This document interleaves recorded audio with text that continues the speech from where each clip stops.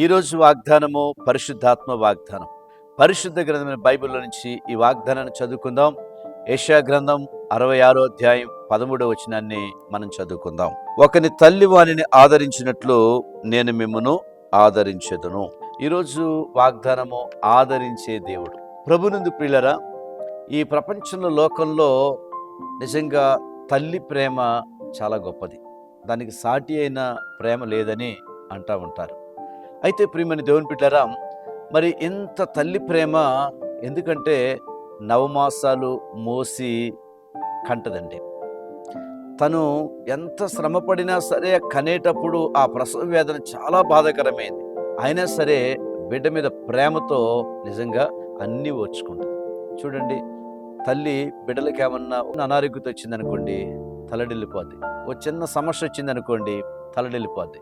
ఈరోజు ప్రియమైన దేవుని బిడ్డలారా, ఈ మాటలు వింటున్న మన జీవితంలో ఒకవేళ మనం కూడా మన పరిస్థితుల్లో ఎలా ఉన్నామో ఒకసారి మనం గుర్తు చేసుకోవాలి. ఎందుకంటే మరి కొన్ని లోకములో మనం చూస్తే ఎలా ఉంటుందంటే, కొన్ని వార్తాపత్రికలు ఏమని వస్తుందంటే, ఫలాని యొక్క తల్లి డబ్బుల కొరకు తన బిడ్డను చంపేసింది. అలాగనే ఇంకొన్ని ప్రదేశాల్లో ఒక తల్లి బిడ్డను కని చెత్త కుప్పల దగ్గర పడేసింది. మీరు చూడండి, విషయమైన దేవుని బిడ్డరా, చాలా ఇలాంటి విషయాలు మనం వార్తాపత్రికల్లో టీవీల్లో మనం చూస్తూ ఉంటాం. కానీ బైబిల్ చెప్తుంది యేసుక్రీస్తు ప్రేమ అంతకంటే గొప్పదండి. యేసయ్య ప్రేమ చాలా గొప్పది. ఈరోజు మరి ఆ యేసుక్రీస్తు యొక్క ప్రేమ ఎంత గొప్పదంటే, అందరూ విడిచిపెట్టిన ఆఖరికి తల్లి విడిచిపెట్టిన దేవుడు విడిచిపెట్టే దేవుడు కాదు. దేవుడు ఆదరించే దేవుడు.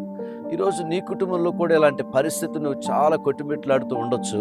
కానీ దేవుడి ప్రేమ తల్లి ప్రేమ కంటే గొప్పది అని మనం చెప్పగలం. ఎందుకంటే ఒక తల్లి ఆదరించినట్లు నేను మిమ్మల్ని ఆదరిస్తాను. ఒక ప్రాంతంలో ఒక ఇల్లు ఉంది. ఆ ఇంటి వాళ్ళందరూ ఊరెళ్ళిపోయారు. ఆ ఇంట్లో ఒక కరెంటు షాక్ వల్ల ఆ యొక్క ఇల్లంతా తగలబడిపోయిందండి. తగలబడిపోతే ఆ ఇంట్లో ఎవరూ లేరు, అన్నీ కాలిపోయినాయి. ఆ ఇంట్లో ఒక కోళ్ళ గూడు ఉంది. ఆ కోళ్ళ గూడి కూడా కాలిపోయింది. కానీ ఆ తల్లి కోడి రెక్కలు చాపి నిజంగా లోపల పిల్లల్ని చేర్చుకొని అలా ఉంది. తను కూడా కాలిపోయింది. పొద్దున్నే వీళ్ళు వచ్చారు, చూశారు, బాధపడుతున్నారు. కోళ్ళగూడి దగ్గరికి వస్తే కోడి ఇలా నిలబడి ఉందండి అంతే.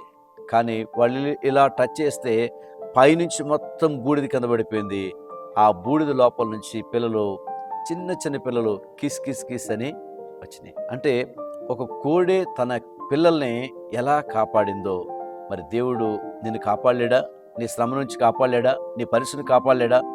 ఒకరి తల్లి ఆదరించినట్లు నేను మిమ్మల్ని ఆదరిస్తాను. కాబట్టి ఈరోజు దేవుడు ఆ విధంగా మిమ్మల్ని, మీ కుటుంబాన్ని అన్ని పరిస్థితుల నుంచి దేవుడు మిమ్మల్ని ఆదరించింది గాక. ఈరోజు ఎంతమంది బర్త్డే జరుపుకుంటున్నారు, ప్రత్యేకంగా మీకు హ్యాపీ బర్త్డే టు యూ. దేవుడు దయని కిరీటంతో మిమ్మల్ని ఆశీర్వదించును గాక. ఎంతమంది యానివర్సరీ చేసుకుంటున్నారో ప్రత్యేకంగా దేవుడు మిమ్మల్ని ఈ సంవత్సరం అన్ని విధాలుగా ఆశీర్వదించును గాక. ప్రార్థన చేసుకుందాం. ప్రేమగల యేసయ్యా, నీకు వందనాలు నాయన. ఈ యొక్క సమయంలో నాయన ఎంతమంది వాగ్దానాన్ని వింటున్నారో, చూస్తున్నారో, క్లైమ్ చేసుకున్నారో ప్రతి ఒక్కరి జీవితంలో ఆదరించే దేవుడు.